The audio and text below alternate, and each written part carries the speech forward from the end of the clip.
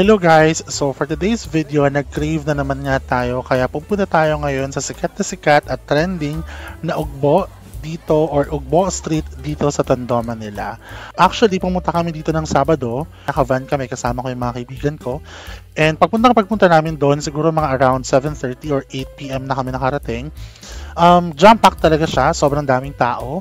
What to expect, siguro wag ka nang magulat kung talaga makikipagsiksikan ka, lalo na kung weekend kayo pupunta. Sobrang daming choices ng food na nandito. Actually, sabi sa akin dito nung kaibigan ko na unang pumunta dito, hindi daw ganito talaga kadami or hindi daw talaga ganito kadami yung mga seller before. Talagang nung sumikat na lang talaga ng husto, naglabasan yung mga nagtitinda. Actually, kung mapapansin nyo, talagang isang eskinita lang siya dito sa Tondo. So marami sila dito mga street foods, merong Japanese and Chinese street foods. Of course, di mawawala yung mga Korean food na fish cake. Syempre, di ba, may tteokbokki ako nakita, may corn dog stick pa akong nakita. Mura lang din naman yung presyo. Actually, surprisingly, iisipin mo sa mga bancheto, sa mga merkato, sa mga ganitong klase ng puntahan, lalo na trending, medyo mahal yung presyo. Pero dito, surprisingly, justifiable naman. Talaga namang malalaki yung portion. Yun nga lang talagang mag-iintay ka kasi nga medyo marami talaga. May nakita rin ako mga hot pot. Actually, yun yung in-order namin. And of course, yung mga special Pinoy foods. Meron akong vegan empanada. Diba? Merong grilled scallops din dito. May spicy balut ako nakita. And merong mga takoyaki dito na iba't ibang klase yung laki. May mga halo-halo din. Meron din, of course, nung umuusok na candy. And then, of course, mga mini donuts, yung mga ganon.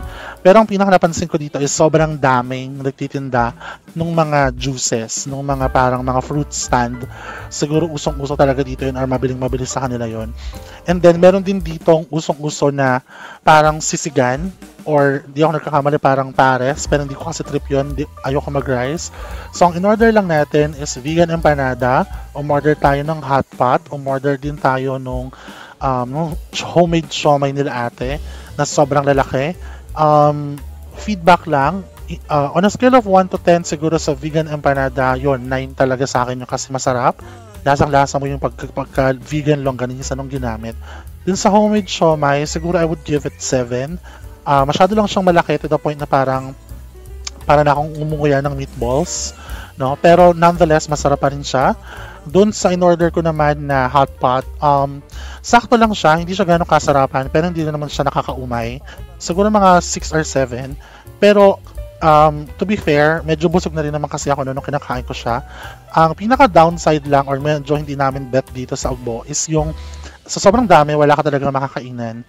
Actually, merong mga available naman upuan, kaya lang ang problema namin, since sobrang dami talagang tao nung pumunta kami, hindi mo na siya mai enjoy. Ang napansin ko dito, malinis sila dito. Pero syempre, hindi ko masasabi na 101% malinis yan or walang magiging dumi yan. Kasi at the end of the day, nasa street pa rin kayo. Yun nga lang, magpa-park kayo dito nga pala. By the way, nakalimutan ko sabihin, nag-park kami dito sa may tabing mall nitong Ugbo. Walking distance lang siya. Actually, isang street lang yung layo niya. So, pay parking siya. Yun, sa van na kami kumain kasi feeling namin, hindi namin may enjoy yung mga kinain namin kapag doon kami kumain. And mas napaganda pa kasi tahimik at kami lang ng mga tropa ko yung magkakausap habang kinakain namin yung mga in-order namin. Ang positive side niya, madali siyang puntahan kasi nga dito lang siya talaga sa Tondo. Ang negative side, medyo masikip kasi nga again, this is just a street and at the same time, medyo maraming tao talaga. Open sila from 5 PM to midnight. May nagsabi sa akin na friend ko na overhyped daw. Hindi ko masabing overhype siya kasi na-justify naman niya sa akin na masarap, mura, malinis, and at the same time, hindi sayang yung punta namin kasi from Bulacan pa kami. Yun nga lang, babalik pa ako dito? Siguro hindi na kasi medyo malayo, not unless malapit ako sa area. Pero yun lang, so far on a scale of 1 to 10, I would say 8.5 yung experience ko. Sana mag-enjoy din kayo.